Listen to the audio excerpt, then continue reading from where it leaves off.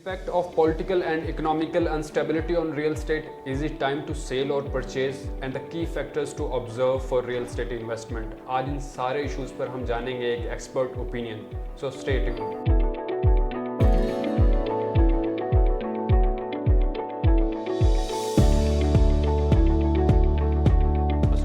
This is Mohsin Raza from the platform of titanium group. जैसा कि आप जानते हैं टाइटेनियम ग्रुप ना सिर्फ पाकिस्तान बल्कि दुबई की रियल एस्टेट के हवाले से आपको अपडेट्स फराहम करता है. आज मेरे साथ मौजूद हैं साद वकार साहब, जिनसे हम बात करेंगे क्लाइंट के वो मोस्ट कॉमनली आस्क्ड क्वेश्चंस जो आपके सबके जहनों में होते हैं. तो मेरे साथ मौजूद हैं साद वकार साहब. अस्सलाम वालेकुम साहब. वालेकुम सलाम. साथ ही क्लाइंट्स के बहुत से ऐसे क्वेश्चंस देखने को मिलते हैं. उनमें से कुछ क्वेश्चंस मैंने आपके सामने आज रखूँगा. मैं चाहूँगा कि आप उन पर थोड़ा सा एड्रेस करें उनको. सबसे पहले ये है कि रियल एस्टेट में वो कौन से ऐसे डाउटफुल एरियाज हैं जिनकी वजह से आज एक क्लाइंट अपना कॉन्फिडेंस लूज कर रहा है. तो सबसे पहला जो इसके अंदर इशू आता है वो होता है इकोनॉमिकल फैक्टर. आपका जो एक इकोनॉमिकल सिस्टम चल रहा होता है उसके अंदर जब आपके पास कोई थोड़ी सी फ्लक्चुएशन आती है. फॉर इंस्टेंस अगर बात की जाए, एक इन्वेस्टर है, उसने प्लॉट अपना लिया या कोई ऐसी रियल स्टेट में इन्वेस्टमेंट की है जिसके लिए वो एक ROI जनरेट कर रहा है. अब जब उसको उस ROI के अंदर एक बेनिफिट नहीं मिलना, उसको एक प्रॉफिटेबल उसके मुताबिक की एक रिक्वायर्ड डिज़ायर्ड अमाउंट नहीं आनी, तो क्या होगा कि वो इस चीज़ से आहिस्ता आहिस्ता थोड़ा सा बैक ऑफ कर जाएगा. इसकी सबसे बड़ी वजह क्या होती है, कुछ ऐसी हमारी टैक्स स्लैब्स या टैक्स के इम्पोजमेंट आई हैं जिसके अंदर आप जब उसका एक ROI जनरेट कर रहे होते हैं तो क्या है कि जितना उसमें ROI जनरेट हो रहा है तो उसमें से उसकी हाफ जो फिगर है वो आपके टैक्स के ज़ुमरे में चली जाती है. तो एक इन्वेस्टर के लिए 2 से 3 चीज़ें बहुत ज़रूरी होती हैं कि वो क्या इन्वेस्ट कर रहा है, उसको उसमें कितना ROI जनरेट होता है. अगेन वो अगर एक टेन्योर के अंदर जितना प्रॉफिट ले सकता था, अब उस टेन्योर में एक ऐसी टैक्स स्लैब इंट्रोड्यूस हो चुकी हुई है कि उसको जो प्रॉफिट आ रहा था उसमें से 50% उसको टैक्स के सिस्टम्स में जा रहा है या 60% टैक्स के सिस्टम्स में जा रहा है. तो ऑटोमेटिकली वो आहिस्ता आहिस्ता ये चीज़ सोचने पे मजबूर हो जाएगा कि आया मुझे इसमें अब इन्वेस्टमेंट करनी चाहिए या नहीं करनी चाहिए. जी साथ ही सेकेंडली एक और बड़ी कॉमन चीज़ है कि हर रोज़ कोई ना कोई नई सोसाइटी हमारे यहाँ पे लॉन्च हो रही होती है, लेकिन आफ्टर सम टाइम वो अपनी 50% वैल्यू भी रिकवर नहीं करती. तो आप क्या देखते हैं कि इसकी क्या वजूहात हैं और एक क्लाइंट को किन चीज़ों को मद्देनज़र रखना चाहिए कि वो किसी भी सोसाइटी की तरफ इन्वेस्टमेंट के लिए जाएँ? वेल मोहसिन, देखें जिस तरह आपने बात की न्यू सोसाइटीज़ इस वक्त हमारी ज़रूरत है. उसकी वजह क्या है, हर कोई एक होता है कि एक इन्वेस्टमेंट जेब में लेके नहीं बैठा होता या फिर किसी के पास इतना नहीं होता कि वन गो में वो प्लॉट ले सके. तो इसी सिलसिले में न्यू सोसाइटीज़ का जो एक लॉन्च होना है वो बहुत ज़रूरी होता है. कुछ ऐसे हमारे पास क्लाइंट्स कह लें, कुछ ऐसे पर्सन्स होते हैं जो जॉब पर्सन होते हैं जो अपनी एक इनकम के अंदर से एक लिमिटेड अमाउंट जो सा है वो फिक्स कर सकते हैं, जिसके लिए वो हमेशा इन न्यू सोसाइटीज़ को ही रुजू करेंगे. क्यों? वो इसके एक इंस्टॉलमेंट प्लान पे चलेंगे. एक तो उनको अपफ्रंट पूरी अमाउंट नहीं देनी पड़ती. सेकेंडली, इंस्टॉलमेंट के ऊपर with the frame of few years, कुछ सालों के अंदर वो अपनी उस एसेट का या उस प्लॉट का मालिक बन सकते हैं. एक तो आपके पास डिफरेंट सोसाइटीज़ का आपस में कंपटीशन आ जाता है. उस कंपटीशन के ऊपर हमने क्या चीज़ें देखनी होती हैं कि कौन आपको चीज़ डिलीवर कर रहा है.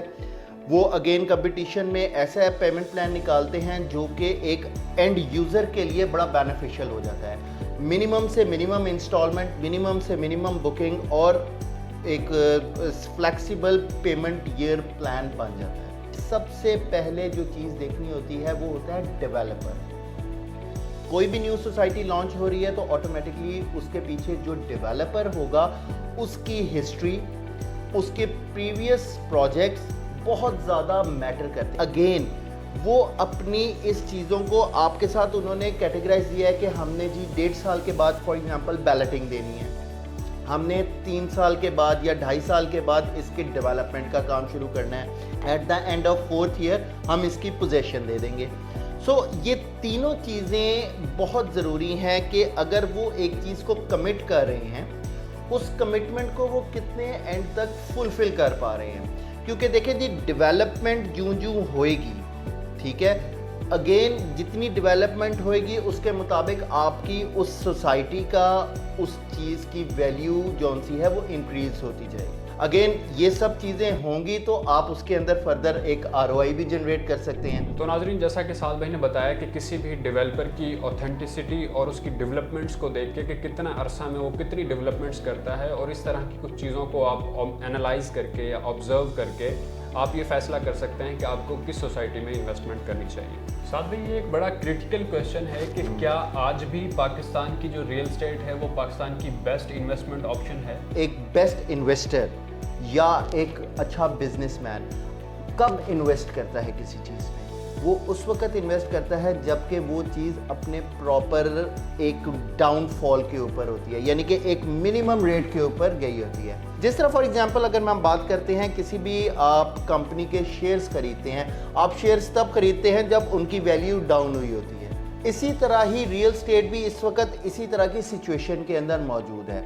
समझने वाले इस चीज़ को समझते हैं, जो एक एंड यूज़र्स हैं जिनको एक अपनी रिक्वायर्ड चीज़ चाहिए वो इस चीज़ को प्रॉपर अवेल कर रहे हैं। इसी चीज़ को सामने रखते हुए हमारे कंपनी के ने कुछ चीज़ें मुतारिफ कराई हैं जिसमें लोगों की आसानी के लिए आजकल सबसे ज़्यादा जो एक क्लाइंट्स की हमारे पास क्यूरी आती है वो घर की आती है कि हमें घर चाहिए। अब हमने क्लाइंट्स के लिए इंस्टॉलमेंट के ऊपर घर की फैसिलिटी भी दी है, जिसमें 3 साल का प्लान भी है, 4 साल का प्लान भी है, 5 साल का प्लान भी है। अकॉर्डिंग टू लोकेशंस हम उनको उनके बजट के मुताबिक इंस्टॉलमेंट के ऊपर वो घर की ऑप्शंस दे रहे हैं। रियल एस्टेट एक ऐसी एक चीज़ है कि जिसमें कम से कम आप इन्वेस्टमेंट करते हैं वो इन्वेस्टमेंट आपकी ज़ाया नहीं जाती। बिकॉज फॉर एग्जांपल अगर अभी उसकी वैल्यू डाउन भी है मगर आपके पास एक अपना एसेट तो मौजूद है जिसको कल को चलें आप बेचना नहीं है, ना बेचें, आप उसके ऊपर घर बना सकते हैं।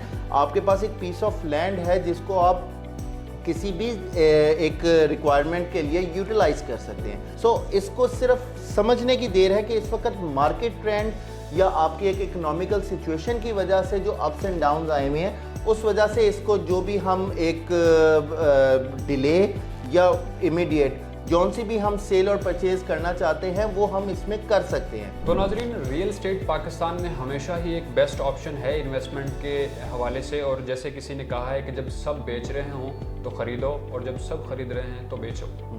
तो साथ में इन सारी क्यूरीज को एड्रेस करते हुए टाइटेनियम ग्रुप अपने क्लाइंट्स को क्या ऑफर करता है? टाइटेनियम ग्रुप हमेशा से अपने क्लाइंट्स के लिए कुछ ना कुछ न्यू प्रोडक्ट, न्यू लॉन्चेस, कोई इस तरह की इन्वेस्टमेंट अपॉर्चुनिटीज़ लेके आता है।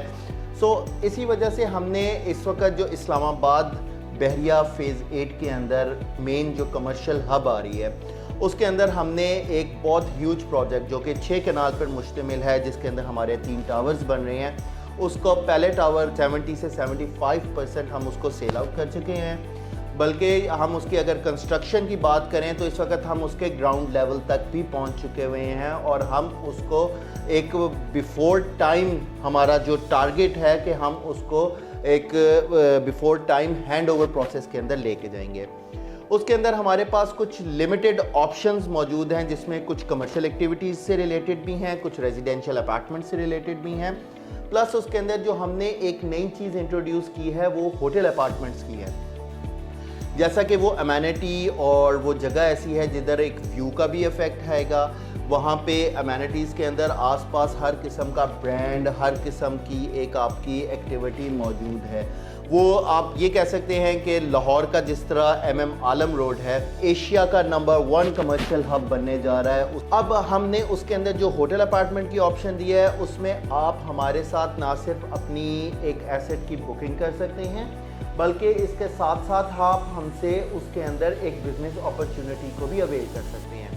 इसके अलावा उसमें जो कमर्शियल ऑप्शन है हमारे पास, कमर्शियल एक्टिविटी में हम आपको नेशनल और इंटरनेशनल ब्रांड्स के साथ एग्रीमेंट करवा के देते हैं जो कि आपकी जगह को यूटिलाइज करती है और आपकी एक चीज़ ब्रांड एवेल्यूएटेड हो जाती है और आप डायरेक्ट ब्रांड के साथ अपना प्रॉपर एक रेंटल एग्रीमेंट साइन कर सकते हैं।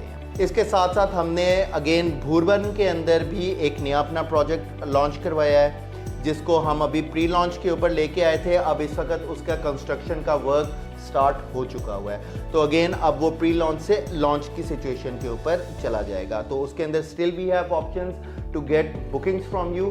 तो ये भी एक अच्छी बिजनेस अपॉर्चुनिटी है आपके लिए। एक आपके पास नॉर्दर्न एरिया के अंदर अपना एक ऐसा अपार्टमेंट, एक ऐसा एसेट बन जाएगा जिसको ना सिर्फ आप खुद भी यूटिलाइज कर सकते हैं, बल्कि आप इसको जब आप खुद यूटिलाइज नहीं कर रहे तो इसको रेंटल एग्रीमेंट के तौर पे भी आप इसमें से बिजनेस अपॉर्चुनिटी से कमा सकते हैं और अपनी मर्जी का कस्टमाइज पेमेंट प्लान भी खुद डिज़ाइन कर सकते हैं। तो नाजरीन, I have tried to address the queries and concerns you have in your mind. Hope it will help you to frame your future investments. और मज़ीद मालूमात के लिए हमारे दिए गए नंबर पर रब्ता करें। रॉबर्ट कियोस्की की इस बात के साथ हमें दे इजाज़त कि do not wait to buy a real estate, buy a real estate and wait.